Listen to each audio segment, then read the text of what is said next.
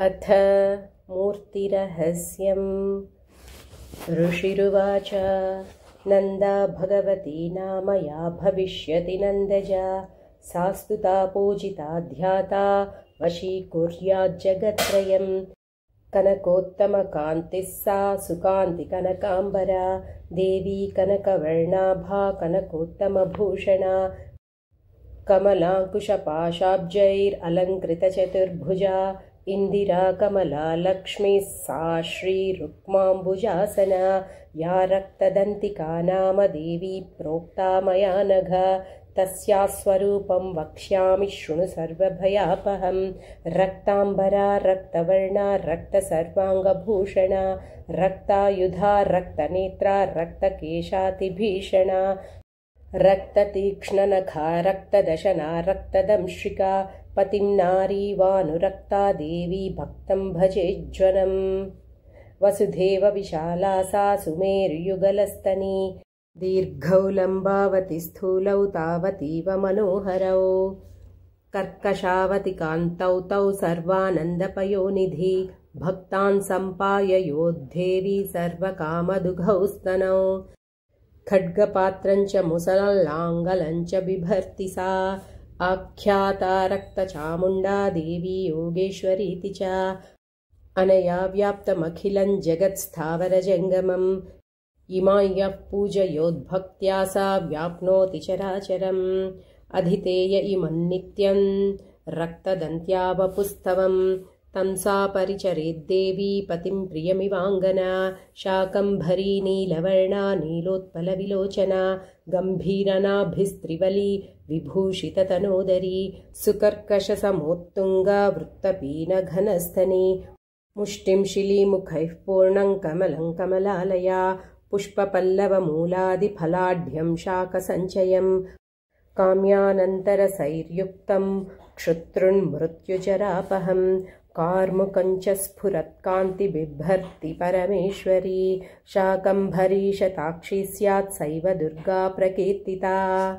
शाकम्भरीं स्तुवन् ध्यायन् जपन् सम्पूजयन्नमन् अक्षय्यमश्नुते शीघ्रमन्नपानादि सर्वशः भीमापि नीलवर्णा सा दंश्रा दशनभासुरा विशाललोचना नारी वृत्तपीनघनस्तनी चन्द्रहासं च डमरुं शिरः पात्रं च बिभ्रति एकवीरा कालरात्रिः सैवोक्ता कामदा स्तुता तेजोमण्डलदुर्धर्षा भ्रामरी चित्रकान्तिभृत् चित्रभ्रमरसङ्काशा महामारीति गीयते इत्येता मूर्तयो देव्या व्याख्याता वसुधाधिपा जगन्मातुश्चण्डिकायाः कीर्तिकाः कामधेनवः इदं रहस्यं परमन्नवाच्यं यस्य कस्यचित् व्याख्यानं दिव्यमूर्तीनामधिष्ठावहितस्वयं देव्या ध्यानन्तवाख्यातं गुह्याद्गुह्यतरं महत् तस्मात् सर्वप्रयत्नेन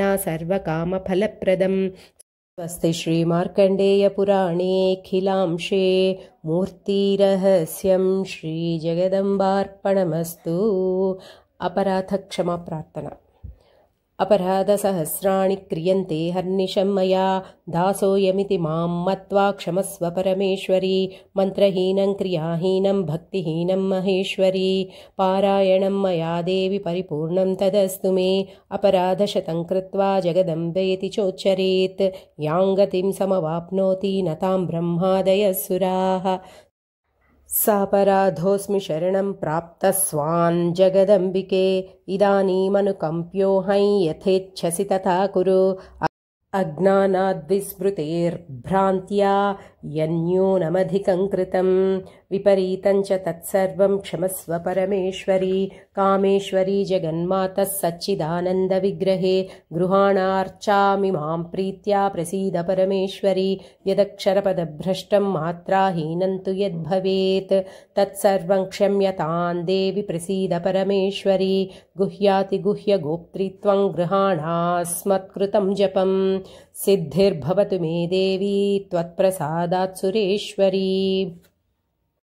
अनेन यदाशक्ति चण्डी सप्तशती पारायणेन भगवती सर्वात्मिका श्रीमहाकाली महालक्ष्मी महासरस्वत्यात्मिका श्रीचण्डिका परमेश्वरी सुप्रीता सुप्रसन्ना वरदा भवतु। पारायणकाले मध्ये मध्ये मन्त्रतन्त्र स्वरवर्णन्यूनातिरिक्तलोपदोषप्रायश्चित्तार्थं नामत्रयमहामन्त्रजपं करिष्ये। ॐ अच्युताय नमः, ॐ अनन्ताय नमः, ॐ गोविन्दाय नमः, ॐ अच्युताय नमः, ॐ अनन्ताय नमः, ॐ गोविन्दाय नमः, ॐ अच्युताय नमः, ॐ अनन्ताय नमः, ॐ गोविन्दाय नमः, ॐ अच्युतानन्तगोविन्देभ्यो नमः। कायेन वाचा मनसेन्द्रियैर्वा बुद्ध्यात्मना वा प्रकृते स्वभावात् करोमि यद्यत् सकलं परस्मै नारायणायेति समर्पयामि। श्रीमन्नारायणायेति समर्पयामीति सप्तशती सम्पूर्णा।